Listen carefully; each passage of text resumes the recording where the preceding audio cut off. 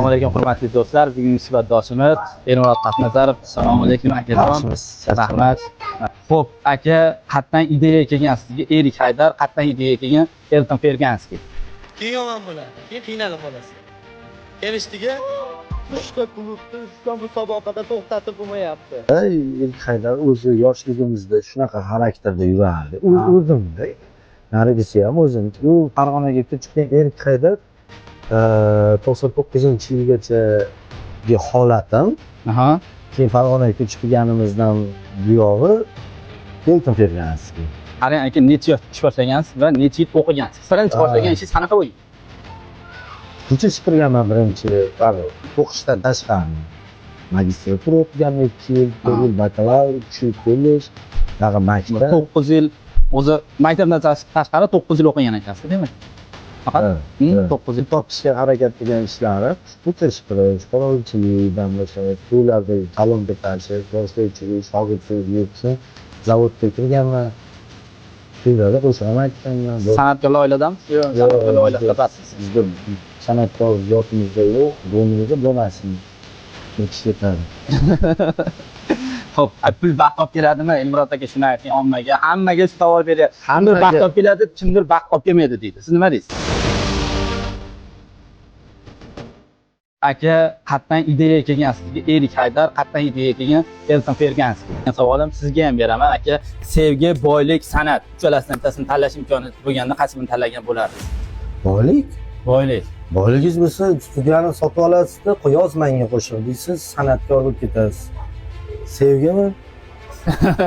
Boylik bo'lsa sevgi ham kelaveradi. Nimaga kelmaydi? Hozir sizni buni to'g'ri qabul qilish kerak-da. Bu sizni hech narsangiz bo'lmasa, masalan, hech kim sizga qizini bermaydi. U ham qizini baxtini o'ylaydi. Ertaga hamma oilalarda urush, janjalda 80%niki kelishmovchilik, pulsizlikdan kelib chiqadi. Xotin masalan, xotin aytadi, "Men deydi, masalan, 2 qatman, bunaqa narsa yeyishim kerak. Siz olib kelib bermadingiz." Bu asabiylashadi, janjal boshlanadi. Yo'qchilikdan keladi hammangiz. Xo'p, mana Elmurod Taqnazarov bilan ko'rishib intervyu olyapmiz. Erik Haydardan ham intervyu olish nasib qiladimi? Sizlar bilan dunyo sportini professor olimi Erik Haydarovich bo'laman. Navbatdagi kurs litseniyamizni boshlaymiz. Ensal kuchaytiramiz, kalta yeyishni keyingi kuchliroq etapini sizlarga o'rgataman. Biz boshladik. Yo'q, nechta layk yig'sa, u juda va aytib yuboring ommaga, nechta layk yig'ilsa Erik Haydardan intervyu olamiz. Haydarni hech kim olmadi. Intervyu qilyapti kelganda so'kirerga. Imkoni bormi?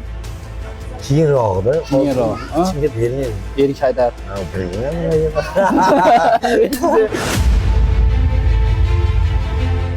Bu muxlislarga, realchilarga gapirib yuboring.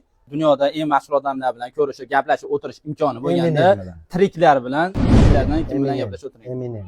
Eminem bilan gaplashib o'tirgan bo'lardingiz. Ilohim niyatingizga yeting. Asosan yaxshi ko'raman. Hali dinni aralashtirmaymiz.